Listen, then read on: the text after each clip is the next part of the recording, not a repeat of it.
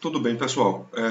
Hoje a gente vai ver o livro de Joseph Schumpeter, certo? Capitalismo, Socialismo e Democracia. Joseph Schumpeter, ele nasceu em 1883 e faleceu em 1950. Era da escola histórica e trabalhou também em Harvard, na Universidade de Harvard, onde era muito estimado por seus alunos. Participou de seminários com von Mises e influenciou toda uma geração. É tido como um dos economistas mais brilhantes da primeira metade do século XX, também um importante cientista político, né? O que é notório nesse livro é a crítica ao marxismo. Nós vamos fazer apenas uma leitura breve, tá certo? Do prefácio. O livro possui 488 páginas. Nós vamos colocar o link aqui abaixo para vocês poderem fazer o download. E depois vamos ler a primeira parte do livro, que é justamente uma introdução à crítica ao marxismo por parte de Schumpeter. Schumpeter ele tem pouca inserção ainda no meio acadêmico brasileiro. Eu acho que outros intelectuais, vamos dizer assim, que fazem uma crítica ao marxismo, eles têm uma maior inserção. É o caso de Mises, enfim, é o caso de Hayek e outros. Mas Schumpeter e esse livro é de 1942, é um livro, portanto, publicado durante a Segunda Guerra Mundial, tem uma influência muito importante e chega ao Brasil, a gente vai ver daqui a pouco, confirmar, mas eu creio que em 1952 é quando essa edição em português ela é publicada, né? Então aqui está o livro, Capitalismo, Socialismo e Democracia. Vamos ao que interessa. Ele foi baixado no site ordemlivre.org, a quem agradeço, né?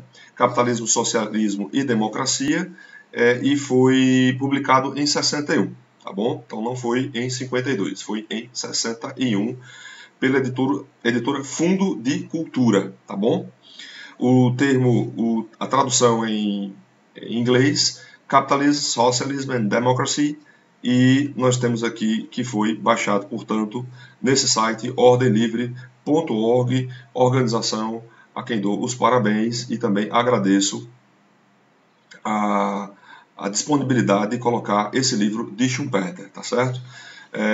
Vamos ver aqui o plano da obra, o prefácio. A gente vai ler uma parte do prefácio, pelo menos um prefácio. A ideia é que o vídeo não fique longo. Veja, não é bem uma aula, então é um vídeo, tá certo? Sobre esse texto de Schumpeter, tá bom? E a doutrina marxista, uma introdução, e vamos tentar ler aí pelo menos uma parte.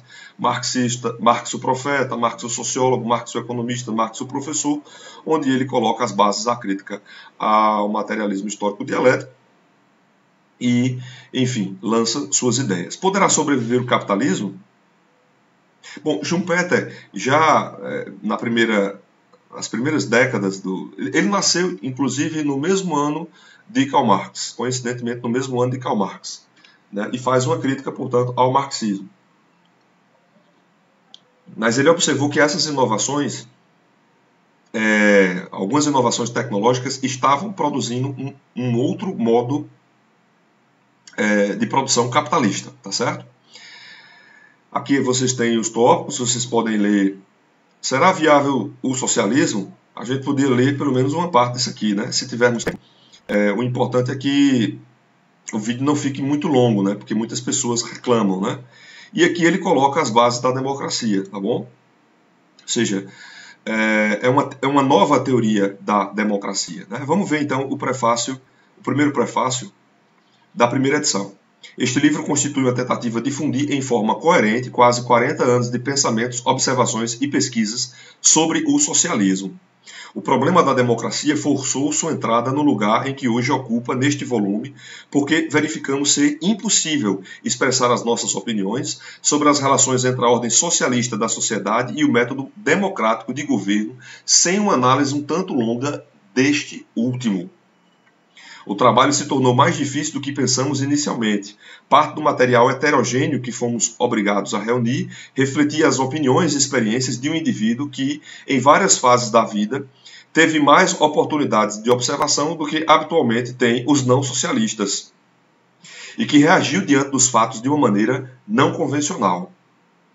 Não desejamos apagar os traços dessa reação, pois grande parte do interesse que o trabalho poderia despertar seria perdida se os ignorasse.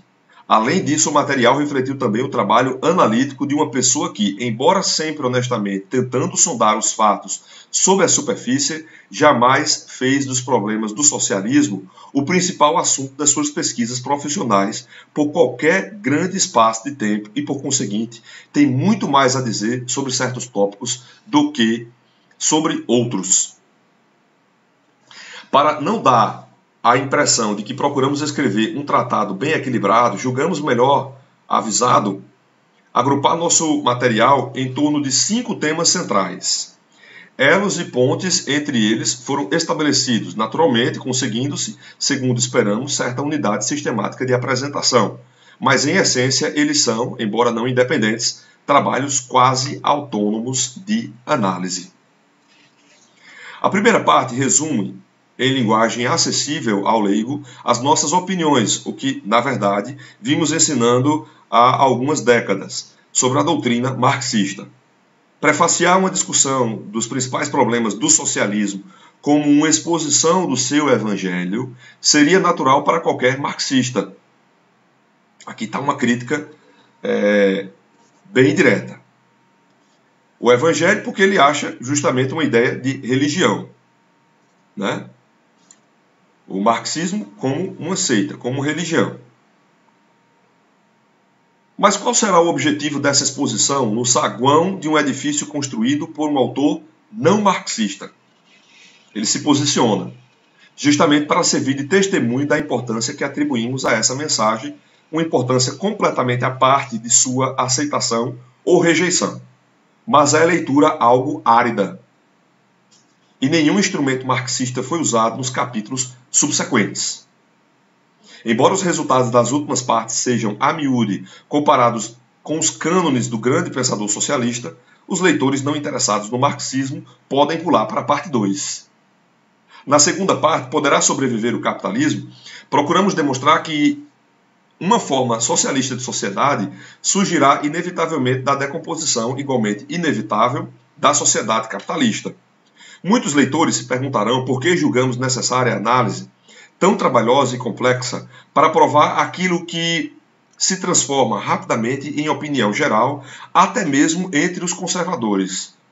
A razão é que, embora a maioria de nós concorde quanto aos resultados, não concorda quanto à natureza do processo que está matando o capitalismo e ao significado exato que devemos dar à palavra inevitável. Acreditando que está errada a maioria dos argumentos oferecidos, ao longo de linhas marxistas ou populares, consideramos um dever enfrentar e convidar o leitor a enfrentar conosco as numerosas dificuldades que levariam à nossa paradoxal conclusão. O capitalismo não está sendo liquidado pelos seus próprios méritos.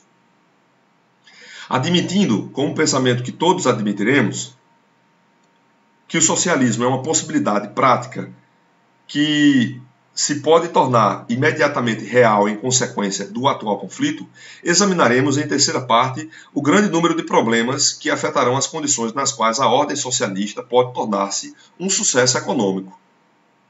Eu acho que é porque ele não viu a tragédia do socialismo real, né, pós-50, né, depois que ele morre. Pode tornar-se um sucesso econômico, talvez no início, mas é uma completa e total catástrofe, né? Uma tragédia, um desastre econômico completo. Essa parte é a que mais se assemelha ao tratamento equilibrado dos seus vários tópicos, incluindo os problemas de transição. As simpatias e antipatias toldaram de tal maneira os resultados do trabalho sério até hoje realizado sobre a questão, pouco aliás, que até mesmo a simples reafirmação de opiniões geralmente aceitas parece justificada em certos trechos do livro. A quarta parte, Socialismo e Democracia, constitui uma contribuição à controvérsia que se vem arrastando por algum tempo nos Estados Unidos. Mas é preciso levar em conta que se trata aqui apenas de uma questão de princípios. Os fatos e comentários relevantes, os 5, sobre o assunto, acham-se espalhados por todo o livro, especialmente nas partes 3 e 4. Desculpa, 3 e 5. A quinta parte nada mais é do que pretende ser um simples esboço. Bastante humildade ele dizer isso. Mais do que algures, limitamo-nos ao que aprendêramos à custa de observações pessoais e de umas poucas pesquisas fragmentárias. Por conseguinte, o material de que nos servimos é lamentavelmente incompleto. Nenhuma parte do conteúdo dessa parte do livro foi publicada ainda. O antigo esboço da argumentação contida na parte 2, contudo, serviu de base para uma conferência pronunciada na Escola de Aperfeiçoamento do Ministério da Agricultura dos Estados Unidos, no dia 18 de janeiro de 1936, tendo sido mimeografada por essa instituição. Finalizamos desejamos agradecer ao Sr. Edwards, presidente da Comissão de Coordenação da Escola, a permissão de incluir neste volume uma versão ampliada do primitivo trabalho Joseph Schumpeter em Taconic, Connecticut, em março de 42. Então ele já estava nos Estados Unidos da América, onde ele foi professor da Universidade de Harvard. Ele fez escola na Universidade de Harvard. É interessante essa migração de muitos intelectuais para os Estados Unidos, principalmente aqueles intelectuais que foram perseguidos de alguma forma pelo comunismo. No caso, eu não tenho total certeza se Schumpeter chegou a ser perseguido. Alguém pode me ajudar a mandar um e-mail para o dacosta.rodrigo@hotmail.com e me dar essas notícias. Mas a gente tem vários intelectuais que foram perseguidos pelo comunismo e que migraram para os Estados Unidos da América. Inclusive, não necessariamente intelectuais não marxistas, como é o caso do próprio Schumpeter, ou seja, não necessariamente anticomunistas ou antissocialistas, mas também até mesmo intelectuais que não estavam nem no liberalismo, nem no conservadorismo e nem estavam no marxismo histórico dialético. É o caso de Hannah Arendt, né? Que é tida como mais plural. Ela faz uma crítica a Karl Marx, mas principalmente no livro Totalitarismo, né? Antissemitismo, ela faz uma crítica, mas uma crítica ao totalitarismo, mas não necessariamente ela vai contra o marxismo. No caso aqui, Schumpeter, ele vai totalmente contra o marxismo. Vamos ver. Então, tem vários prefácios, vocês podem ler esses prefácios. Vamos direto para a página 21, tá certo? Para a gente ver a parte 1, a doutrina marxista e a preliminar. Aqui fala, veja que foi a editora Civilização Brasileira em 58, nota do editor, desculpa, gente. 10 grandes economistas, que publicou. É estranho, porque a Civilização Brasileira ela é muito esquerdista, né? Ela é muito comunista. Mas publicou aí, teve essa permissão para publicar, pelo menos essa parte 1, né? Uma crítica a Karl Marx. Vamos ver. A maior parte das criações da inteligência ou da fantasia desaparece para sempre, em espaço de tempo que pode variar de 1 hora a 1 geração. Com outras, porém, tal não acontece. Sofrem eclipses, é certo, mas ressurgem. E ressurgem não como elementos irreconhecíveis da herança cultural, mas como roupagens e cicatrizes próprias, que podem ser vistas e tocadas. A estas podemos denominar de grandes, e não equivale a subestimar, unir a grandeza à vitalidade. Tomada em tal sentido, é sem dúvida a expressão que bem se aplica à mensagem de Marx. Há ainda uma vantagem em definir a grandeza pelo renascimento. A mensagem ressurge independentemente de nosso amor ou ódio. Não precisamos exigir que toda grande realização seja necessariamente fonte de luz, ou perfeita em seus pormenores e objetivos fundamentais. Ao contrário, podemos aceitá-la como um poder das trevas. Podemos achá-la fundamentalmente errada, ou não concordar com ela em numerosos pontos. No caso do sistema marxista, tal julgamento contrário, ou mesmo refutação correta, por seu próprio malogro em feri-lo fatalmente, serve apenas para provar a força da sua estrutura. Então, aqui fica absolutamente nítido, né? Uma crítica muito direta, mas também, de certo modo, admitindo uma força, né? É algo que os críticos antimarxistas, anticomunistas, antissocialistas, eles sabem, né? Ou seja, da força que a doutrina marxista ela teve na segunda metade do século XIX e em toda a primeira metade do século XX, também na segunda metade do século XX. E aqui no Brasil, hoje, dia 15 de 2 de 2019, nós vemos mais e mais intelectuais, mesmo que não sejam intelectuais liberais, que sejam intelectuais mais conservadores, mas fazendo uma crítica direta ao marxismo, ao comunismo, ao socialismo e ao modelo econômico trazido por eles, também um modelo político, né, trazido por eles, que é muito totalitário, né, muito autoritário. Vide caso recente da Venezuela, mas que sabem, ao mesmo tempo, eles sabem da grandeza, em termos teóricos, da estrutura marxista, né? Ou seja, é algo que é um tipo de doutrina que faz absoluto sentido, né? Por isso que levou muitos ao erro, levou muitos a acreditarem isso. Porque uma coisa é o marxismo em si, né? Outra coisa é o marxismo aplicado, ou seja, o comunismo, o socialismo real, que acaba por completo, pelo menos em termos soviéticos, a sua influência soviética do fim da Segunda Guerra até 1991. Vamos embora. Os últimos 20 anos testemunharam... Só um instantinho. A mais interessante ressurreição marxista. Não é de surpreender que na Rússia soviética o grande mestre do credo socialista tenha finalmente achado o seu próprio habitat. E é profundamente característico do processo de sua canonização que entre o verdadeiro significado da mensagem de Marx e a prática e ideologia bolchevistas haja pelo menos tão grande distância como a que havia entre a religião dos humildes galileus e a prática e ideologia dos príncipes da igreja ou dos senhores da guerra da Idade Média. Aqui é fantástico, né? Então a gente vê uma crítica como uma religião, como uma doutrina religiosa, como um cânone, como um dogma, né? E é isso que nos parece realmente aqueles que seguem o comunismo, que seguem o socialismo, né? São pessoas um tanto quanto até mesmo intolerantes, né? Elas não aceitam críticas, né? Elas não estão prontas para o debate, para a discussão, né? E muitas vezes até mesmo são agressivas, né? É isso que a gente vê no Brasil atual. Mas existe outro no Brasil atual, que eu digo de 16 anos para cá, né? Principalmente aí na era lulopetista, né? Então isso realmente se radicalizou no Brasil. A América Latina por completo. Mas existe outro ressurgimento de explicação mais difícil, o ressurgimento marxista nos Estados Unidos. O fenômeno é interessante porquanto até a década de 20 e 30 não havia uma corrente marxista de importância no movimento trabalhista ou nos meios intelectuais americanos.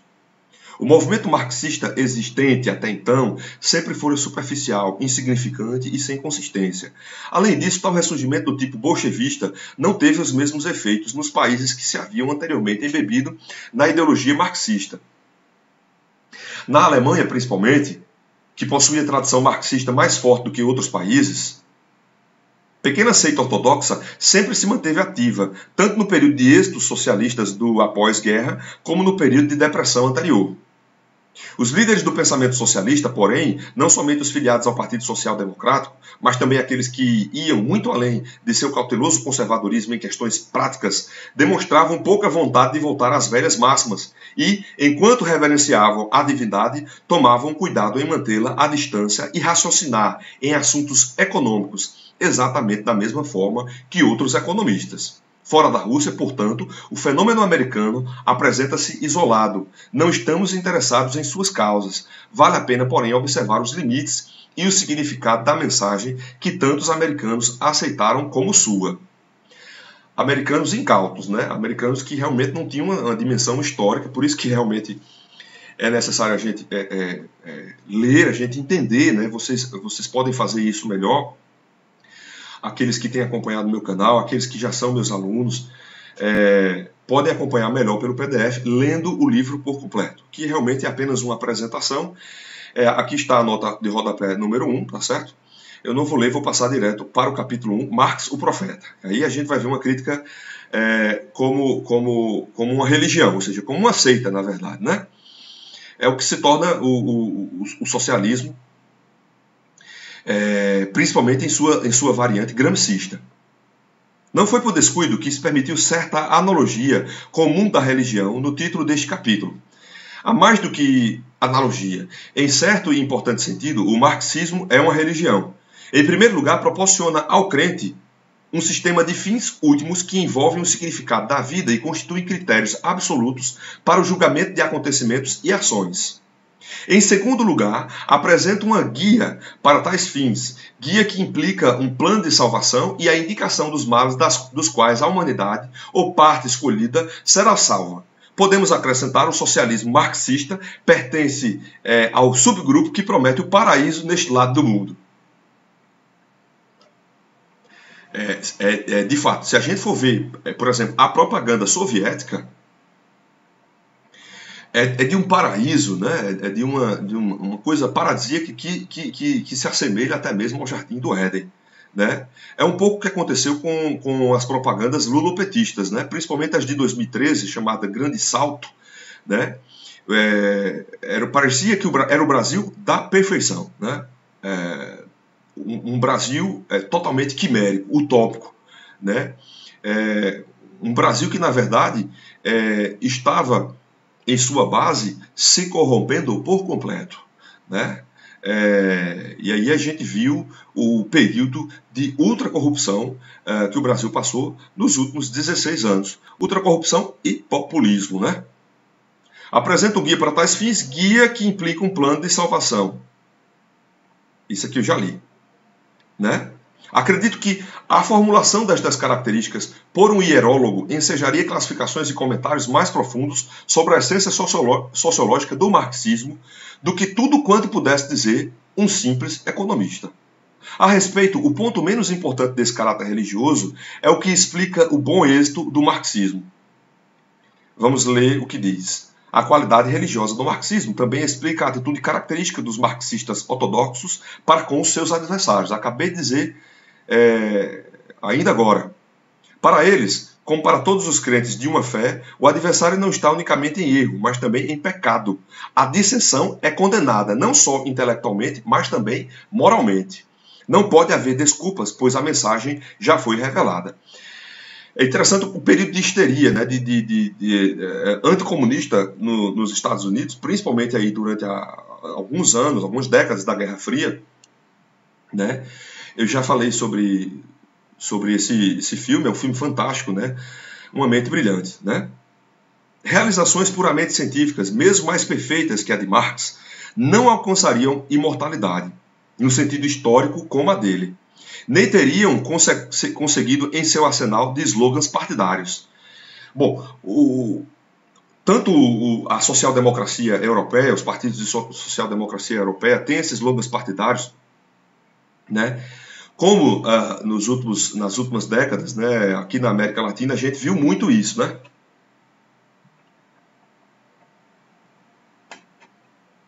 Ou seja, slogans, né,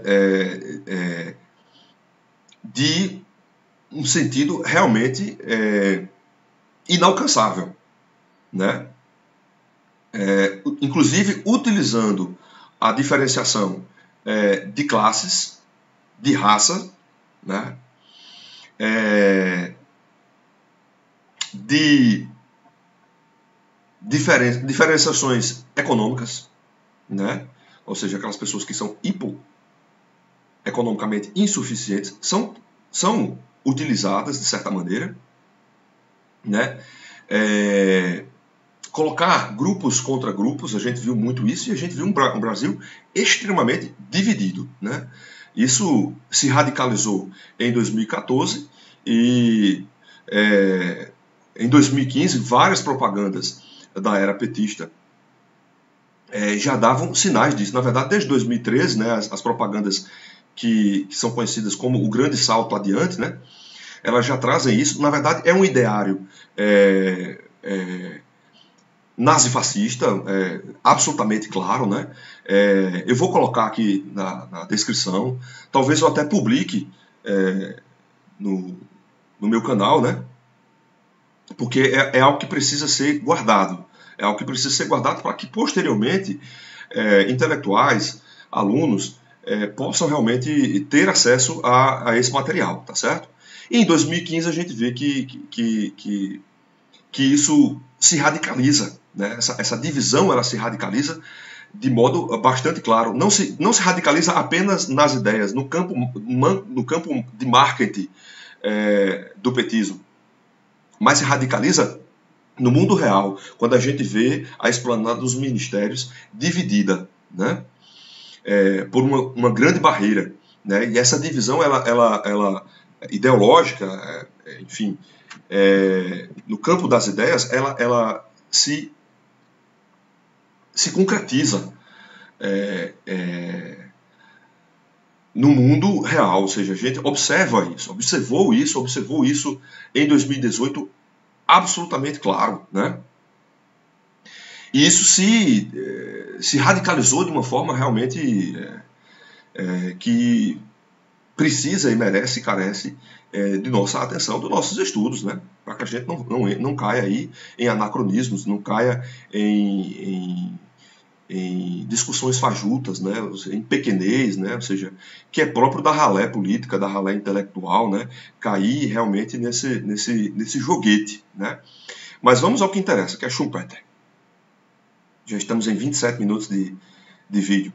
Parte de seu êxito, embora bem pequena, pode ser realmente atribuída à grande quantidade de frases incendiadas ou acusações apaixonadas e iracundas, aptas para o uso em qualquer tribuna, e por ele postas à disposição de seu rebanho. Tudo o que deve ser dito sobre este aspecto do assunto é que tal munição serviu e está servindo excelentemente a seus fins, embora a sua produção traga uma desvantagem. A fim de forjar armas para as lutas sociais, Marx teve de torcer ou contornar opiniões que, logicamente, se depreenderiam de seu sistema.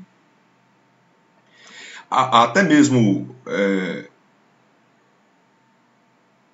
vamos dizer assim, intelectuais da esquerda, eles fazem uma crítica a isso. Intelectuais sérios, né? Intelectuais sérios. Estou falando da ralé incauta de analfabetos funcionais, né? Estou falando de Marshall Berman, estou falando de Eric Hobsbawm, né? Estou falando de intelectuais brasileiros, né? Que abriram os olhos, que realmente sabem do que estão falando, né? Que têm base de estudos, bases científicas para criticar, né? Se Marx, no entanto, tivesse sido somente mero fornecedor de chavões, suas ideias já teriam desaparecido. A humanidade não se mostra grata por tal espécie de serviço e esquece rapidamente os nomes dos autores dos libretos para suas óperas políticas. Marx foi, porém, um profeta, e para que lhe possamos compreender a contribuição, devemos enquadrá-la em sua própria época. Sim, ou seja, é um fenômeno próprio de sua época, né? Homens de seu tempo, segundo Mark Bloch. Então a gente tem que observar Karl Marx, sua doutrina, seus estudos, dentro, ou seja, analisar dentro de seu período histórico, né, de sua conjuntura política, tá certo? As realizações da burguesia estavam no zênite, enquanto sua civilização estava no nadir. Era o tempo do materialismo mecanicista, de um meio cultural que ainda não havia dado sinal de conter nova arte e nova maneira de viver e que se entregava à mais repulsiva banalidade. Lembrar a vocês que eu tenho um vídeo sobre a grande fome de Mao, sobre Mao Tse Tung, etc. Uma das aulas aí, eu li um capítulo 33, sobre os Gulag, sobre os Laogai, né? Nós temos aí o livro negro do comunismo, nós temos o livro de Frank de Coulter, A Grande Fome de Mao, nós temos o próprio Schumpeter, né? Então a gente tem trazido aí algumas opções de perspectivas, outras perspectivas diferentes para vocês historiadores, para vocês sociólogos, para vocês cientistas políticos, né? Poderem fazer uma formação, terem uma formação, né? E estudar melhor e entender, né? Como se deu essa expansão do comunismo pelo mundo durante todo o século XX, né? Então, o comunismo chinês, né, cerca de 45 milhões de pessoas foram mortas, né? Socialismo soviético, 20 milhões. Claro que há dados que mostram um número mais elevado, se incluir o número de pessoas que foram mortas em sigilo, em segredo, sem o Estado contabilizar, e também as que morreram de fome. A confiança no verdadeiro bom senso desaparecia de todas as classes sociais e com ela o único raio de luz, salvo que poderia ter resultado de Rochdale e das caixas econômicas. Desaparecia do mundo dos trabalhadores enquanto os intelectuais afirmavam estar satisfeitos com a Logic de Mill e a Poor Law, a lei de assistência social instituída na Inglaterra pelo Poor Relief Act em 1601 e reformada em 1871. Então, para milhões de corações humanos, a mensagem marxista do paraíso terrestre do socialismo equivaleu a novo raio de luz e a novo significado da vida. Pode-se querendo dizer que a religião marxista é a falsificação ou a caricatura da fé. Perfeito. Né? Crítica absolutamente perfeita. Né? Muito há que dizer a esse respeito, mas não se pode negar nem deixar de admirar a grandeza da realização. Pouco importa que a quase totalidade dos milhões de corações humanos não tenha conseguido compreender e apreciar a mensagem em seu verdadeiro significado. É uma coisa que eu já ouvi dizer, é assim, que todo comunista, todo marxista, ele na verdade ri em cima de 100 milhões de cadáveres, né? Ou seja, são pessoas que na verdade, elas não têm um estudo aprofundado sobre o marxismo e sobre o comunismo, muitas vezes, né? Então, observam, analisam de maneira muito cega, tal qual uma religião. E este é o destino de todas as mensagens, né? O importante é que ela tenha sido apresentada e transmitida de forma que se torne aceitável à mente positiva do seu tempo, que, sem dúvida, era essencialmente burguesa. Né? É engraçado como os livros didáticos, né, principalmente os de história, traziam uma diferenciação entre capitalismo e socialismo. Né? Aí tinha um desenhozinho, durante anos o MEC publicou esse mesmo livro, publicou essa mesma imagem, né? O capitalismo, um sistema onde a burguesia explora os trabalhadores, aí tem um desenho dos trabalhadores bem explorados, né? E o socialismo, onde os trabalhadores detêm os meios, as ferramentas de produção e estão felizes e há equilíbrio social. Na verdade, é totalmente o contrário, né? E não há paradoxo em afirmar que Marx era produto do espírito burguês. Claro, claro. Né? Deve-se seu bom êxito por haver formulado, de um lado, com inexcedível vigor, o sentimento de ser oprimido e maltratado, que é a atitude autoterapêutica da maioria frustrada. E, de outro lado, por haver proclamado que a libertação socialista desses males é uma certeza baseada em prova racional. Observa-se com que requinte de arte aqui se entrelaçam desejos extra-racionais que um fundo religioso deixaria à solta, como cães sem dono, e inelutáveis tendências racionalistas e materialistas da época, que não tolerariam nenhuma crença desprovida de base científica ou pseudocientífica, né?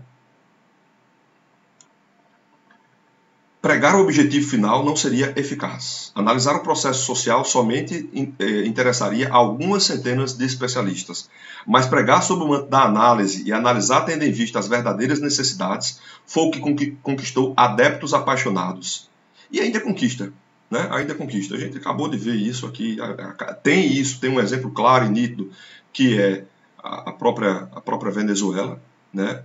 A gente viu nas 2 últimas décadas em toda a América Latina, né, com a organização do Foro de São Paulo. Na verdade, isso é uma atuação muito aos poucos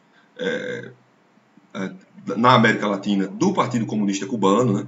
Ou seja, é uma tentativa de dominação apaixonada, né? Ou seja, a paixão também como um elemento da cultura política, a gente precisa analisar nesse sentido também, né?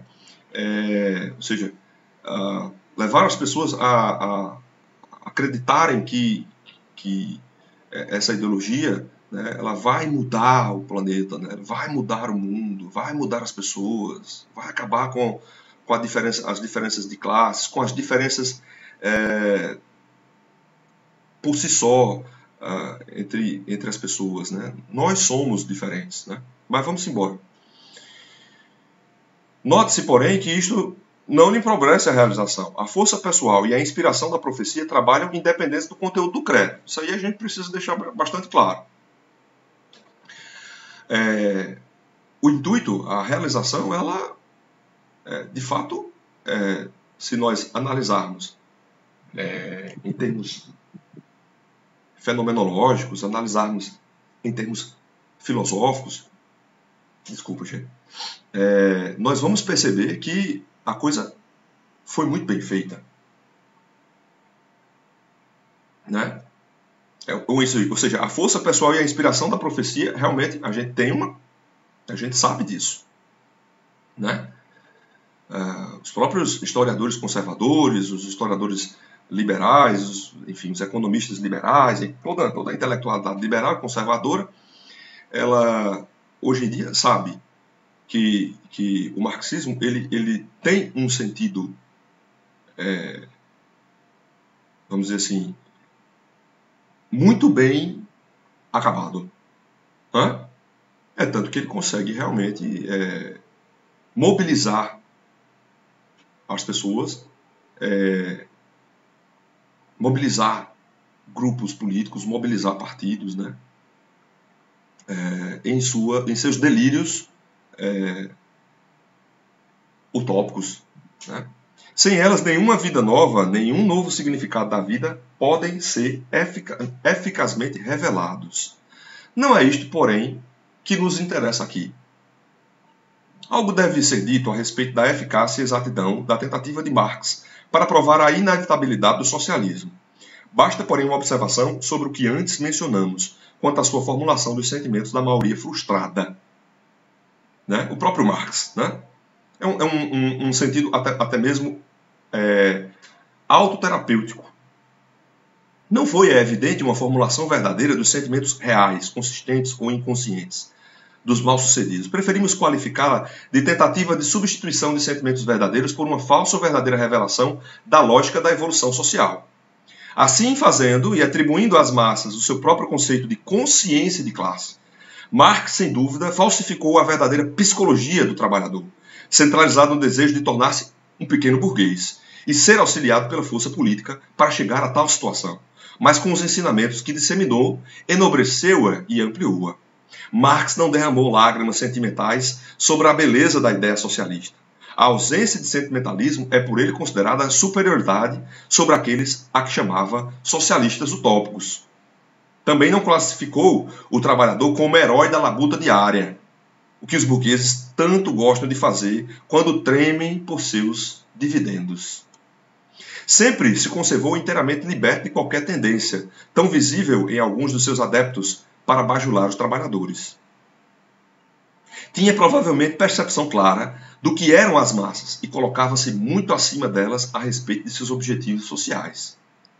e bem além do que pensavam ou desejavam.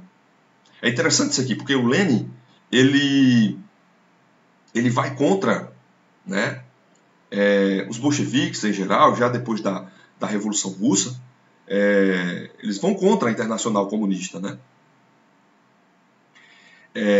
Eles vão contra até mesmo algum tipo de marxismo caracterizado justamente com isso que Schumpeter acabou de nos explicar. Nunca igualmente defendeu qualquer ideal como sua criação, como criação sua. Não tinha tal vaidade, como todo verdadeiro profeta que se apresenta como humildade, porta-voz de sua divindade. Também Marx nada mais pretendeu do que revelar a lógica do processo dialético da história. Há dignidade em tudo isso, o que compensa muita pequenez e vulgaridade, com as quais, em seu trabalho e em sua vida, tal dignidade formou estranha aliança. Outro ponto, finalmente, não pode ser esquecido: Marx era demasiadamente culto para se igualar àqueles professores de socialismo incapazes de distinguir o joio do trigo. Era perfeitamente capaz de compreender uma civilização e o valor relativamente absoluto de seus valores, embora dela se sentisse bastante afastado. Quanto a isso, não há melhor testemunho de sua largueza de ideias do que o Manifesto Comunista, que é brilhante retrospecto das realizações do capitalismo. Em termos de análise, realmente a gente pode observar isso. É tanto que em grupos liberais a gente sempre anexa, né? Eu vou anexar aqui também nos comentários o Manifesto Comunista, tá certo? Não tenham medo dele, tá? Vamos criticá-lo, vamos estudá-lo. Né? Mas, de fato, a partir de 1848, ano da publicação, a gente vê uma série de movimentos, né, incluindo aí revoluções, entre aspas, né, ou rebeliões, né, enfim, como queiram chamar, mas é o caso da própria Comuna de Paris. Né? Em 1848, a própria Primavera dos Povos, mas aí é muita coincidência, né? Acontecer justamente no mesmo ano. Eu acho que o marxismo não estava ainda bem estruturado para vamos dizer assim, influenciar a Primavera dos Povos. Vocês podem ver o capítulo Conclusão, rumo a 1848, que é o último capítulo de A Era das Revoluções, de Erich Hobsbawm. Esse capítulo ele é muito simbólico, é extremamente honesto, né? Embora a gente saiba aí de alguns deslizes, eu venho criticando o Erich Hobsbawm em alguns vídeos, claro que eu ainda preciso de... nem tenho essa autoridade toda para fazer isso, mas eu já observava esses requintes retóricos, estilísticos, né, de Erich Hobsbawm, e faço uma crítica a isso. Bom, aqui a gente tem uma nota bastante grande, né? Vamos pular. Parece exagero. Não, vamos ler. Vamos, por isso, citar a autorizada tradução inglesa. A burguesia foi a primeira a demonstrar o que a atividade humana é capaz de realizar. Realizou maravilhas maiores do que as pirâmides do Egito. Está parecendo com Erich Hobsbawm. Vamos ver aqui. E que os aquedutos romanos e as catedrais góticas. A burguesia arrasta todas as nações para a civilização. Criou enormes cidades. E assim livrou considerável parte da população da idiotia, da vida rural. A burguesia, durante seu reinado, geralmente, para dizer que está errado alguma coisa aqui. Durante seu reinado de escassos 100 anos, criou maiores e mais poderosas forças produtivas do que o conjunto de todas as gerações precedentes.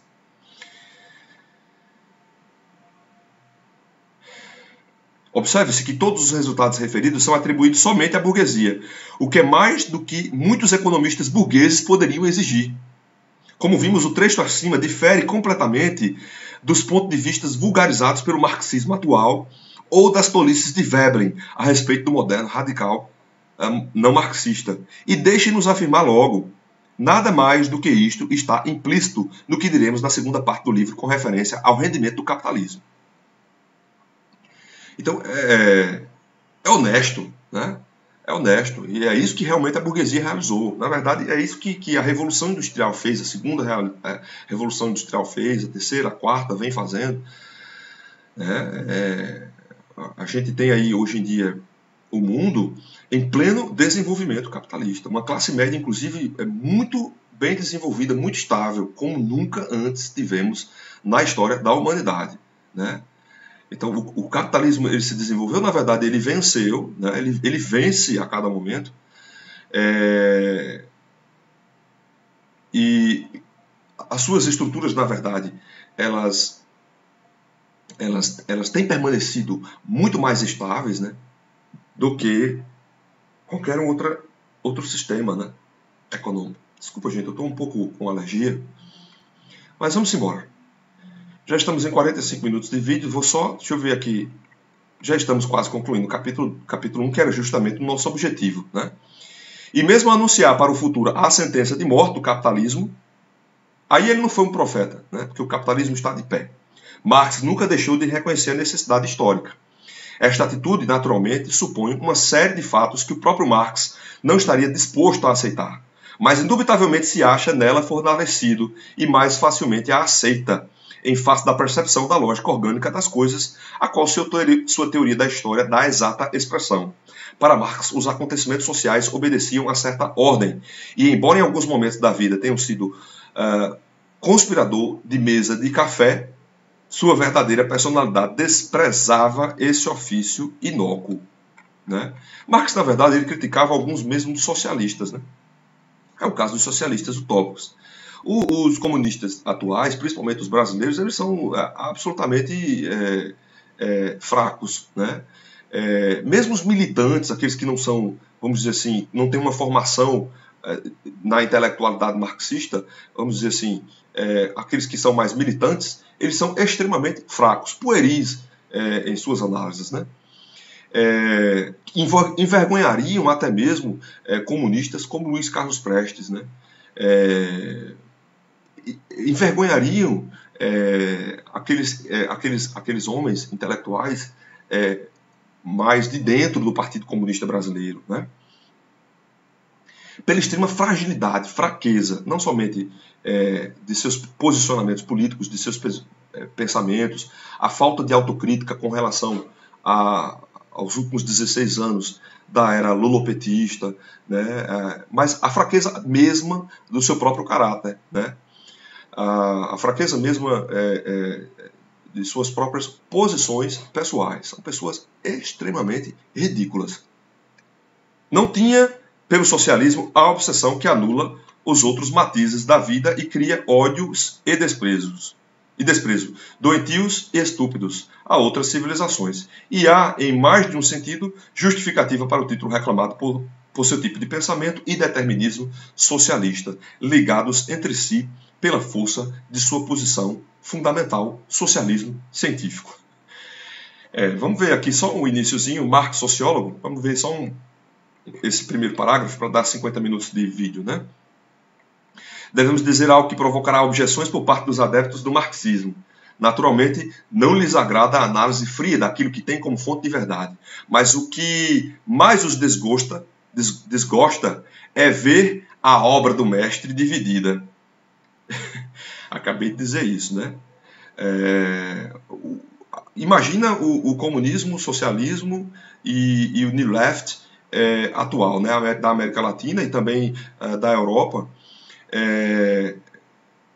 principalmente após, né, o Foro de São Paulo, toda a influência do Partido Comunista soviético durante a época do regime militar, civil-militar no Brasil, a guerrilha, depois o período de redemocratização, quando a gente vê todos esses socialistas comunistas voltando, né, a esquerda volta com toda a força aqui no Brasil, na verdade, ele nunca perdeu a força, né? A gente vê que mesmo no período do regime civil-militar, algumas editoras elas conseguiram publicar com muita, vamos dizer assim, vultuosidade, né? O caso da Civilização Brasileira.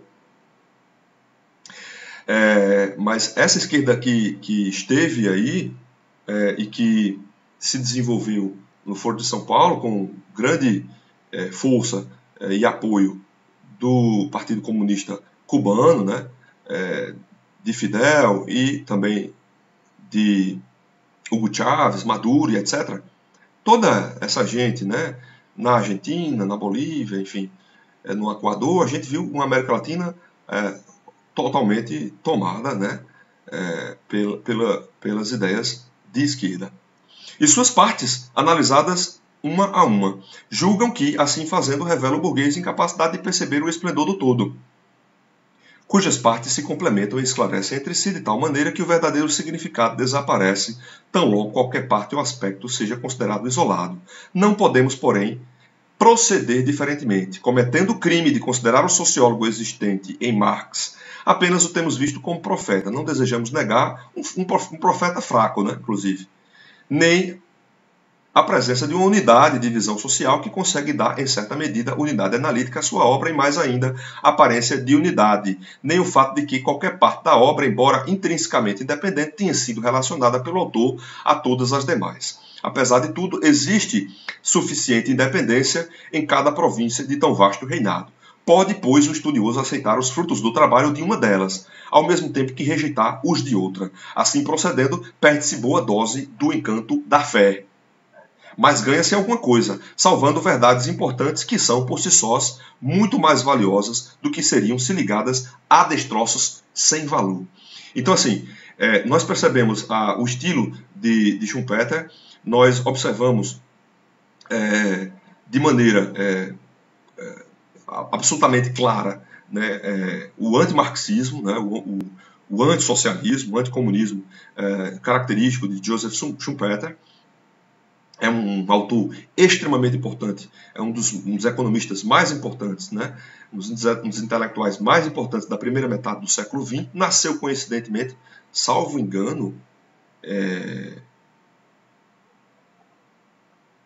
eu acho que eu disse uma coisa, uma barbeiragem no início, né? Ele nasceu em 1883, ele não nasceu do ano de Marx, não, né? Marx nasceu antes, bem antes dele, né? Tá corrigido aqui, vou colocar essa correção, tá certo? Para que vocês não mandem e-mails para mim aí. Mas fica aí o texto de Schumpeter, Capitalismo, Socialismo e Democracia. Vou colocar o link para vocês baixarem.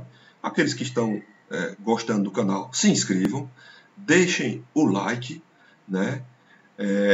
E nós seguimos caminhando, né? Sempre que tiver um estudo a ser feito, vou estar fazendo um vídeo para que vocês conheçam a obra. Não tem sido bem uma aula, né? Até porque eu preciso de uma preparação maior para dar uma aula, né?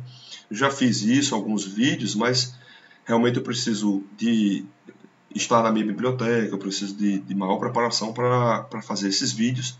Mas eu acho que a coisa tem seguido bem dessa forma. Tenho colocado os vídeos dessa forma mesmo. Quem não quiser, pule para outro canal ou outro vídeo. Mas fica aqui, então, o estudo dirigido do primeiro capítulo, da primeira parte aí. A primeira parte do primeiro capítulo de Schumpeter. E vocês podem fazer o estudo em seguida. Um forte abraço, até lá.